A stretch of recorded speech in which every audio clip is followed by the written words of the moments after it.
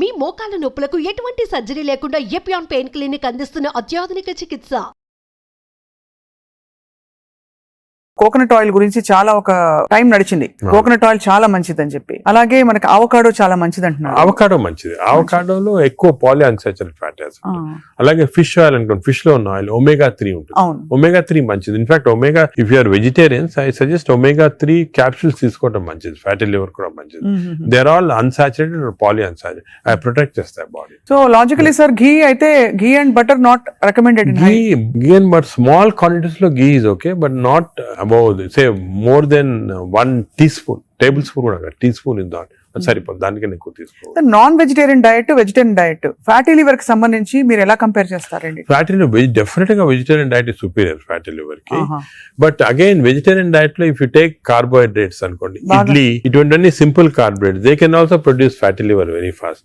అదే విధంగా ఇప్పుడు మనము రిచ్ కార్బోహైడ్రేట్స్, రైస్ అనుకోండి, plain white polished rice, that also is high carbohydrate which is high glycemic index అంటాం. That also causes fatty liver. Versus millets చాలా తక్కువ chance of millets producing fatty liver. Non vegetarian లో certain thing, for example fish అనుకోండి, అదే egg అనుకోండి, these are less associated with fatty liver. To some extent chicken, but red meat again we do against it. So non-vegetarian manchidi kaadu, vegetarian manchidi kaadu. Depends on the item.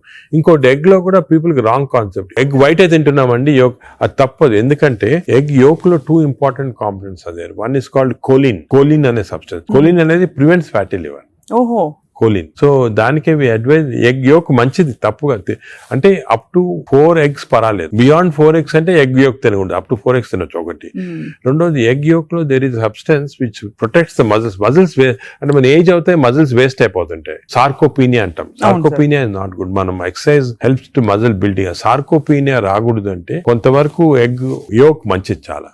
So నేను advise, ఇంకో important advise people కి ఏమంటే, kindly only egg white అని కాదు, egg yolk కూడా కనీసం if you're eating 2 eggs, 1 egg with egg yolk తినండి, 1 egg without egg yolk తినండి. చాలా ఇంపార్టెంట్. ఒక యావరేజ్ 70 కిలోల వ్యక్తి రోజుకి 70 గ్రాముల ప్రోటీన్ తినాలి. కరెక్ట్. అంటే మనకి దాదాపు 1 డజన్ ఎగ్స్ పర్ డే. అంటే ప్యూర్ గా ఎగ్స్ మాత్రం. అంటే ఎగ్ తోటి యు గెట్ 10 grams అనుకోండి ఒక ఎగ్ తోటి ప్రోటీన్. సో 2 eggs తింటే 20 grams. 20 grams ఎగ్ ప్రోటీన్ ఇది ఓకే. అదే విధంగా దాల్, లెంటిల్స్, స్ప్రౌట్స్, ఇవన్నీ కూడా, బీన్స్, ఇవన్నీ కూడా ప్రోటీన్స్ వస్తాయి వెజిటేరియన్. నాన్ వెజిటేరియన్ లో యావరేజ్ ఒక ఫిష్ అనుకోండి, ఒక పీస్ ఆఫ్ ఫిష్ గానీ, ఒక చికెన్ అనుకోండి, దాంట్లో నుంచి వస్తాయి అన్నమాట. యోగర్ట్ కూడా చాలా మంచిది.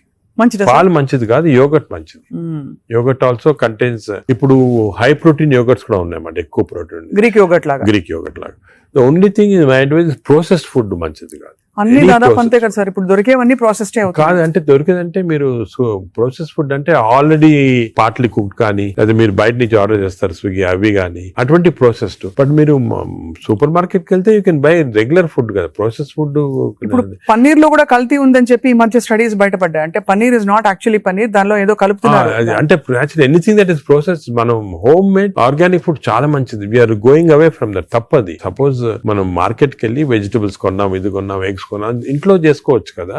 ఆ సేమ్ థింగ్ మీ ప్యాకేజ్ దాంట్లో తీసుకున్నాం అనుకోండి, ప్యాక్డ్ ఫుడ్ లో ఈ నూడిల్స్ కానీ, వర్స్ట్ నూడిల్స్ దాంట్లో కార్బ్స్ ఎక్కువ ఉంటాయి, ప్రాసెస్డ్. ఈ ప్రాసెస్ ఫుడ్ లో ఏమంటే అల్ట్రా ప్రాసెస్డ్ అంటాం. Now in western countries they are called ultra process people. అంటే ఉట్టి అదే తింటారు మన అల్ట్రా.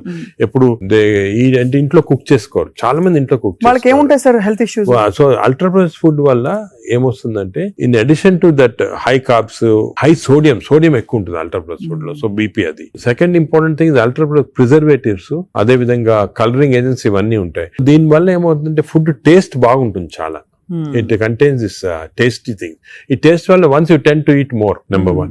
Number 2, ఈ ప్రాసెస్ ఫుడ్ వల్ల గట్ మైక్రోబయామ్ అన్ని చెడిపోయి బ్యాడ్ మైక్రోబయామ్ వచ్చి అది లివర్ కి ఎఫెక్ట్ అవుతుంది. ఈ మైక్రోబయామ్, ఇంకో విషయం, microbiome produces alcohol in the intestines. Bad microbiome మనం డ్రింక్ చేయాల్సిన అవసరం లేదు. ఈ బ్యాడ్ మైక్రోబయామ్ మనం కాన్స్టెంట్ గా ఆల్కహాల్ ప్రొడ్యూస్ చేసి ఆ ఆల్కహాల్ డైరెక్ట్ గా లివర్ కి వెళ్ళిపోతుంది.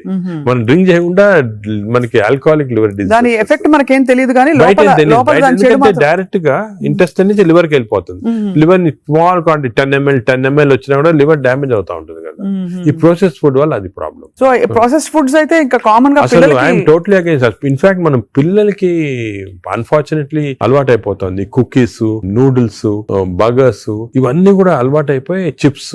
The chips also very bad. ఇంత అడ్వర్టైజ్మెంట్స్ చూస్తుంటాం. చిల్డ్రన్ కి అలవాటు అయిపోయి మేము దానికి చిల్డ్రన్ లో we're now seeing very very high incidence of fatty liver disease. Because పిల్లలు సార్ పిల్లల్లో 20-30%, 40% నెఫ్లెట్ చిల్డ్రన్ లో ఫ్యాటీ లివర్ డిసీజ్ వస్తుంది. అక్కడి నుంచే స్టార్ట్ అయిపోతా ఉంది.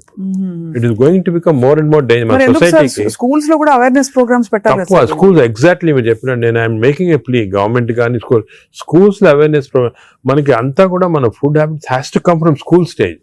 స్కూల్స్ లోనే వీళ్ళకి ఈ టీచింగ్ పెడితే children are very intelligent. They will observe what we say. వాళ్ళకి చెప్పండి ఇది మంచిది కాదు. బట్ స్కూల్ క్యాంటీనే స్కూల్ పక్కన ఉన్నదే ఫాస్ట్ ఫుడ్స్ అమ్ముతా ఉంటే ఇంకా అదేం చేస్తాం వాళ్ళు natural. So that is wrong. We should ban fast foods in schools and school surroundings compulsory. This is the most dangerous thing. మనకి ఎపిడమిక్ అయిపోతుంది. We're not realising it's going to become very dangerous. చిన్నప్పటి నుంచే మనం healthy eating habits inculcate చేయాలి. చాలా important. Sir ఒకసారి gut health బాగా దెబ్బతినేసింది ఫర్ వేరియస్ రీజన్స్, బయట తిని లేకపోతే స్ట్రెస్ఫుల్ హ్యాబిట్స్ వల్ల, దానివల్ల దాన్ని కరెక్ట్ చేయాలంటే ఎక్కడి నుంచి స్టార్ట్ చేయాలి? మనం ఇప్పుడు suppose somebody even 60 years 70 years లో కూడా మనం గట్ హెల్త్ రిస్టోర్ చేసుకోవచ్చు. ఎలా రిస్టోర్ చేయాలి సార్? ఏం చేయాలి? అదే ఫస్ట్ ఏమో food. It has to be organic food correct గా. అంటే నేను ఏమంటే ఈ ఫాస్ట్ ఫుడ్స్, ప్రాసెస్ ఫుడ్స్ అన్ని ఆపే సింపుల్ ఫుడ్ మన ఇంట్లో. For example millets, fresh vegetables, దాని తర్వాత certain types of fruits. Fruits లో కూడా బెర్రీస్ అనుకోండి, 3 B's అని ఉన్నాయమ్మా. బెర్రీస్ ఒకటి, వెజిటేరియన్ లో బ్రోకలీ ఒకటి, బీట్రూట్ ఒకటి. 3 B's are very important. Berries daily ఒక కప్ ఆఫ్ బెర్రీస్ తింటే that itself will restore health. Great sir. Blueberry, berries, broccoli, beetroot 3 B's అంటాం. ఆ 3 B's are very good. Food habits లో yogurt, మంచి yogurt తింటాం, healthy yogurt తింటాం. దాని తర్వాత నట్స్ లో కూడా అన్ని నట్స్ మంచిది కాదు. అది నట్స్ లో బెస్ట్ ఈజ్ వాల్నట్స్. అదే విధంగా సెకండ్ ఈజ్ ఆల్మండ్స్. ఇవి 2 ఆర్ గుడ్. పిస్తా అంత మంచిది కాదు, హై ఫ్యాట్ కదా సార్. హై ఫ్యాట్ పిస్తా. సేమ్ థింగ్ క్యాష్యూస్ కూడా సేమ్. అందులో నేతిలో వేయించి ప్రోటీన్ తిన్నాం అనుకుంటారు. అనుకోండి అది again you're taking back. So అవి ఫ్రైడ్ క్యాష్యూస్ అవన్నీ కూడా అవాయిడ్ చేయాల్సింది. ఇలాగా హెల్తీ ఫుడ్ తోటి we can make lot of difference. Plus non vegetarian fish is very good. Fish తినే వాళ్ళకి ఫిష్ మంచిది. ఫిష్ కూడా అన్ఫార్చునేట్లీ ఈ మధ్యన కొంచెం ప్లాస్టిక్స్ వచ్చేస్తున్నాయి ఫిష్ లో. ఈ సీ లో ప్లాస్టిక్స్ వేసి రివర్స్ లో వాళ్ళకి మైక్రో ప్లాస్టిక్స్. ఈ microplastics and other future thing we have to concentrate as a society. Pollution, processed food, microplastics. These are called the 3 evils. ఈ 3 evils వల్ల మనం అన్ఫార్చునేట్లీ ఎంత హెల్త్ మెయింటైన్ చేయాలంటే కూడా మన society is not giving us the opportunity. అంటే బయటకు వెళ్తే సార్ ఇవాళ హైదరాబాద్ లో ఎన్ని రెస్టారెంట్స్ ఉన్నాయి సార్, ఇంకా అపిటైట్ ఉంది. రాత్రి 11:30కి వెళ్తే కూడా ఇంకా బజింగ్. అసలు అందరూ ఎంత తింటున్నారు అంటే నేను రెస్టారెంట్స్ లో హెల్తీ ఫుడ్ కుక్ చేస్తే వాడడం మంచిదే. కానీ షార్ట్ కట్స్ తీసుకొని కుకింగ్ ఆయిల్ మళ్ళా యూస్ చేయటము, అదే విధంగా ప్రాసెస్ ఫుడ్ దాంట్లో యూస్ చేయటము, కలరింగ్ ఏజెంట్స్ యూస్ చేయటం, అది చేస్తే they are not very good. ఇప్పుడు తందూరి చికెన్ అని బాగా మంచి రెడ్ కలర్ వేస్తారు. That is not again good. It's bad for health.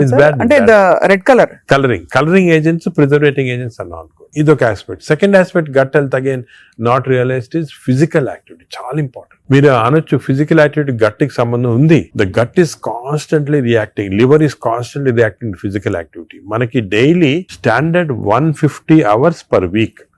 150 hours per week physical activity liver కి మంచిది. ఇట్ హస్ షోన్ రిపీటెడ్ గా 150 hours per week చేస్తే లివర్ ఫ్యాట్ స్లో కరిగిపోతుంది. 150 hours sir? 150 hours a week అంటే 7 days లో 150 hours అంటే రోజుకు సుమారు 20 minutes per day. Okay, 150 అంటే 1.5 hours per 1.5 hours, 30 minutes per day for 5 days. Okay, 30 into 5. 150 minutes అయితే 150 minutes per week కి సరిపోతుంది. అండ్ డైలీ చేయకపోవచ్చు. కొంతమంది వీక్ లో 2 సార్లు 3 సార్లు అలా చేయగలుగుతారు. టోటల్ క్వాంటిటీ ఇంత ఉండాలి 150 hours. ఇది మోడరేట్ ఎక్సర్సైజ్.